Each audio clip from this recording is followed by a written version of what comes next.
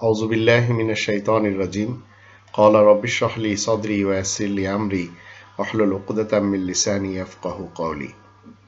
সম্মানিত দর্শক এবং শ্রোতাবৃন্দ, আপনাদের সকলকে জানাই সালামুন আলাইকুম। আরব প্রফেট মোহাম্মদ ইবনে আবদুল্লাহর নয়, কোরআনের মোহাম্মদুর রাসূলুল্লাহর 100টি সহিহ হাদিস, আহসানাল হাদিস, যার একটিও মিথ্যা নয়, জাল নয়, জয়ীফ নয়, যার পর্ব নম্বর 3,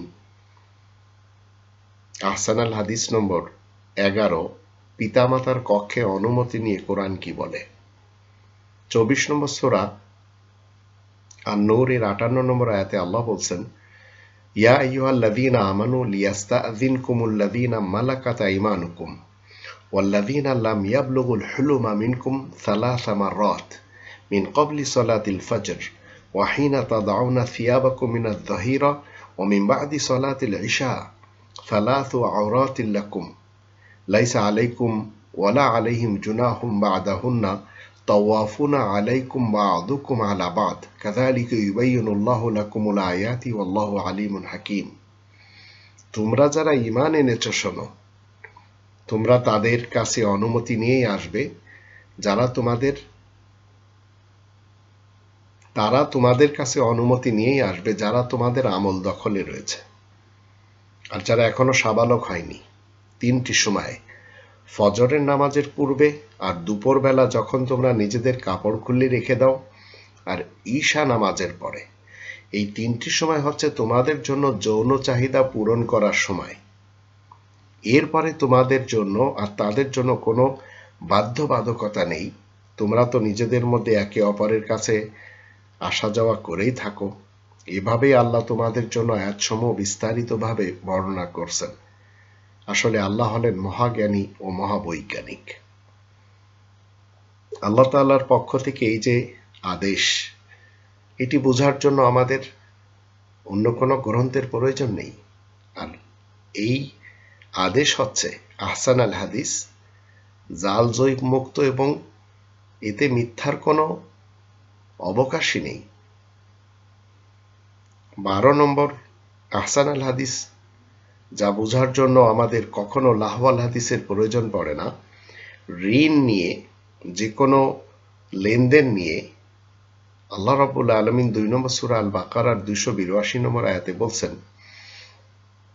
ইয়া আইয়ুহাল্লাযীনা আমানু ইযা তাদায়ানতুম বিদাইনিন ইলা আজালিম মুসাম্মান ফাকতুবুহু ওয়ালিয়াকতুব বাইনাকুম কাতিবুম বিল আদল ওয়ালা ইয়াবা কাতিবুন আন ইয়াকতুবা কামা আল্লামাহুল্লাহু ফালিয়াকতুব ওয়ালিয়ুমলিল্লাযী আলাইহিল হাক্কু ওয়ালিয়াত্তাকিল্লাহা রাব্বাহু ওয়ালা ইয়াবখাস মিনহু শাইআ ফাইন কানা আল্লাযী আলাইহিল হাক্কু সাফীহান আও দাঈফান আও লা ইস্তাতিউ আন ইউমিল্লা হুয়া ফালইউমলিল ওয়ালিয়ুহু বিল আদল ওয়াস্তাশহিদু শাহিদাইনি মির রিজালিকুম ফাইন লাম ইয়াকুনা রাজুলাইন ফারাজুলুন ওয়া ইমরাআতান মিম্মান তারদাউনা মিনাশ শুহাদা'i আন তাদিল্লা ইহদাহুমা ফাতুযাক্কিরা ইহদাহুমা আল-উখরা ওয়ালা ইয়াবা আশ-শুহাদা'ু ইযা মা দু'উ ওয়ালা তাসআমু আন তাকতুবুহু সাগীরান আও কাবীরান ইলা আজালি যালিকুম আকসাতু ইনদাল্লাহি ওয়া আকামু লিশ-শাহাদাতি ওয়া আদনা আল্লা তারতাবু ইল্লা আন তাকুনা তিজারাতান হাদিরাতান তুদিরুনহা বাইনাকুম ফালাইসা আলাইকুম জুনাহুন আল্লা তাকতুবুহা ওয়া আশহিদু ইযা তাবায়াতুম ওয়ালা ইদাররা কাতিবুন ওয়ালা শাহীদ ওয়া ইন তাফআলু ফাইন্নাহু ফুসুকুম বিকুম ওয়াত্তাকুল্লাহা ওয়া ইউআল্লিমুকুমুল্লাহ ওয়াল্লাহু বিকুল্লি শাইইন আলিম। তোমরা যারা ঈমান এনেছো শোনো, তোমরা যখন নির্দিষ্ট মেয়াদে ধার কর্জ করবে তখন তা লিখে রাখবে। তোমাদের মধ্যে তা ঠিকমতো লিখে নেওয়া দরকার। লিখতে যে পারে সে যেন লিখতে অস্বীকার না করে, কারণ আল্লাহ তাকে লেখা শিখিয়েছেন। যার উপর দেনা রয়েছে তাকেই লিখাতে হবে। আল্লাহ তাআলা তাকে অর্জন করা উচিত যে আল্লাহ তার চিরস্থায়ী লালন পালনকারী রব। তাতে যেন তিলমাত্র কমতি না করা হয়। দেনাদার ব্যক্তি যদি নির্বোধ কিংবা দুর্বল হয়, সে যদি নিজের লিখবার ব্যবস্থা করতে না পারে, তবে তার অভিভাবকদের উচিত ঠিকমতো লিখিয়ে দেওয়া। নিজেদের মধ্যে দুজন পুরুষকে সাক্ষী করে নিবে। যদি দুজন পুরুষ সাক্ষীর জন্য না পাওয়া যায়, তাহলে একজন পুরুষ আর তোমাদের মর্জি মোতাবেক দুইজন স্ত্রীলোককে সাক্ষী করে নেবে। যদি তাদের মধ্যে কেউ ভুলে যায়, তাহলে অপর স্ত্রীলোকটি যেন স্মরণ করিয়ে দিতে পারে। সাক্ষ্য দিবার জন্য ডাকলে যেন অস্বীকার করা না হয়। লেনদেন ছোট বড় যাই হোক, নির্দিষ্ট মেয়াদসহ লিখতে আলসেমি করো না। ন্যায় বিচার কায়েম রাখার জন্য আল্লাহ তাআলার কাছে এই ব্যবস্থাই রয়েছে। সাক্ষ্য সঠিকভাবে বহাল রাখার জন্য এই ব্যবস্থাই উত্তম। তোমরা যেন কোনো রকম সন্দেহের মধ্যে না পড়ো। তবে কেনা বেচাও নিজেদের মধ্যে নগদ লেনদেনের সময় না লিখলেও কোনো দোষ নেই। তবে কেনা বেচার সময় শুধু সাক্ষী ঠিক করে নিলেই চলবে। লেখক এবং সাক্ষীদেরকে কোনো কষ্ট দিবে না।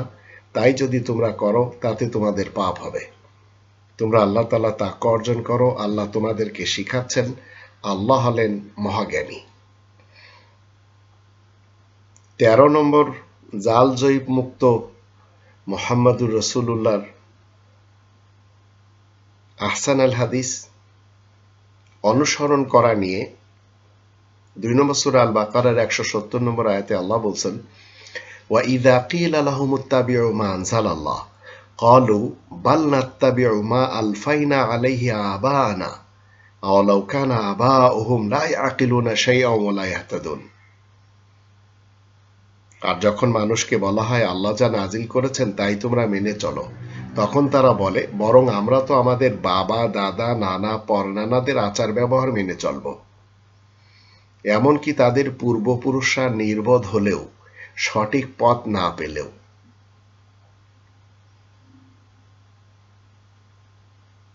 14 নম্বর আহসান আল হাদিস মুহাম্মদুর রাসূলুল্লাহর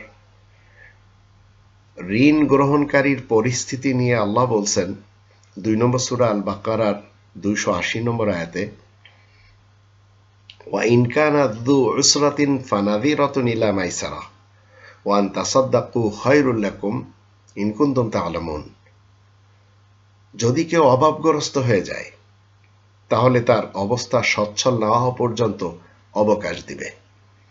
আর যদি তোমরা আল্লাহ তাআলার খাতিরে সদাকা করে দাও, তাহলে তা তোমাদের জন্য কল্যাণকর, যদি তোমরা জানতে চাও। 15 নম্বর হচ্ছে রিবাখোরদের নিয়ে আল্লাহ রাব্বুল আলামিন তার রাসূলকে নিয়ে যে ঘোষণা দিয়েছেন, এর জন্য আমরা 2 নম্বর সূরা আল বাকারার 275 নম্বর আয়াত এবং 279 আয়াত দুটি দেখব। মুহাম্মদুর রাসূলুল্লাহর আহসান আল হাদিস এখানে বলা হচ্ছে, আল্লাযীনা ইয়াকুলুনা রিবা লা ইয়াকুমুনা ইল্লা কামা ইয়াকুমুল্লাযী ইয়াতাখাব্বাতহু শাইতানু মিনাল মাস যালিকা বিআন্নাহুম ক্বালু ইন্নামাল বাই'উ মিছলুর রিবা ওয়া আহাল্লাল্লাহুল বাই'a ওয়া হাররামার রিবা ফামান জাআহু মাউ'িযাতুম মির রাব্বিহি ফান্তাহা ফালাহু মা সালাফ ওয়া আমরুহু ইলাল্লাহ ওয়া মান 'আদা ফাউলাইকা আসহাবুন নার হুম ফিহা খালিদুন। যে সকল লোকেরা রিবাখোর তথা অবৈধভাবে মাল দৌলত খাওয়ার চক্করে থাকে, তাদের কোনো স্থায়িত্ব থাকে না, বরং তাদের ভিত্তি নড়বড় থাকে। কেননা শয়তানি তথা ব্যক্তিত্বের চাহিদা পূরণে সে দিশেহারা থাকে।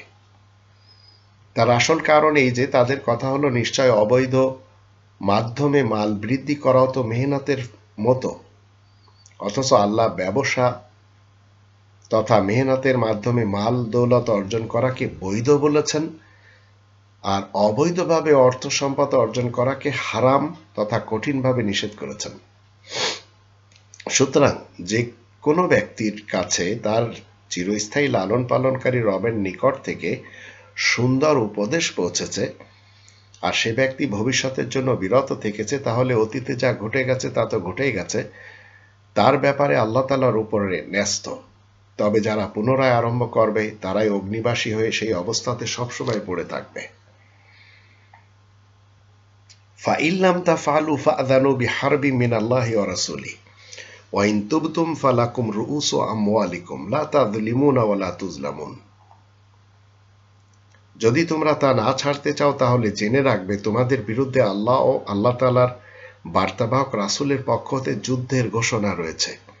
আর যদি তোমরা এই কাজ হতে ফিরে থাকো তাহলে তোমাদের মূলধন তো তোমাদেরই থাকবে, তোমরা জুলুম নির্যাতন না করলে নির্যাতিত হবে না। যে সমস্ত নেতা নেত্রী এবং কর্মীরা, যে সকল ব্যবসায়ীরা, যে সকল ডাক্তারেরা, যে সকল ধর্মজীবী মৌলবীরা, পীরেরা, পাপা ঠাকুর, পুরোহিত, বৌদ্ধ ভিক্ষুক এবং যত রাব্বি আর মুরব্বী রয়েছে, এরা সবাই কি করে? অবৈধভাবে রিবাখোর হয়, অবৈধভাবে মাল দৌলত খায়। আপনি সরকারি চাকরি করেন, আপনার বেতন 50,000 টাকা হলে এর উপরে বাড়তি টাকা ঘরে আনবেন, আপনি রিবাখোর। তদ্রূপ যারা প্রাইভেট সেক্টরে চাকরি করে, সেখান থেকেও যদি তারা বেতনের থেকে বাড়তি কোনো টাকা পয়সা আনে তাহলে তারাও রিবাখোর। ডাক্তারদের ব্যাপারেও তাই, ব্যবসায়ীদের ব্যাপারেও তাই। যারা ভেজাল ব্যবসা করে, যারা বিভিন্ন কেমিক্যাল দিয়ে মানুষের খাদ্যদ্রব্যের সাথে সংমিশ্রণ করে, এরা সবাই রিবাখোর। কারণ এরা মাল দৌলত খাওয়ার চক্করে একটু চিন্তা করে না। ঠিক এইভাবে কসাই ডাক্তার যাদেরকে বলা হয়, আবার যারা কোরআনের দোহাই দিয়ে মানুষকে কিস্সা কাহিনী শোনায় টাকা পয়সা আত্মসাৎ করে, এমন ধর্মজীবী মোল্লা বলেন, ধর্মের খোয়াড়ের হুজুরদের বলেন, এরা সবাই রিবাখোর। তো এই আয়াত দুটি আমাদের স্মরণে রাখতে হবে। যারা রিবাখোর, এদের বিরুদ্ধে আল্লাহ নিজের বার্তাবাহক রাসূলকে সাথে নিয়ে যুদ্ধের ঘোষণা দিয়েছেন। আল্লাহ এবং আল্লাহর রাসূল যখন যুদ্ধের ঘোষণা দিয়ে রাখবেন, সেই যুদ্ধে কেউ জয়লাভ করবে, চিন্তা করে দেখুন সেটি হতে পারে কিনা। অবশ্যই হতে পারে না। তাহলে রিবাখোর হয়ে জীবন কাটানোর অর্থ কি? আল্লাহ আমাদের সবাইকে মুহাম্মাদুর রাসূলুল্লাহর আহসানাল হাদিস মেনে জীবন কাটানোর তৌফিক দান করুন। আর আরব প্রফেট মুহাম্মদ ইবনে আবদুল্লাহ ইবনে আব্দুল মুত্তালিব বিন হাশিমের নামে যত লাহওয়াল হাদিস রয়েছে সেসব পরিত্যাগ করার তৌফিক দান করুন।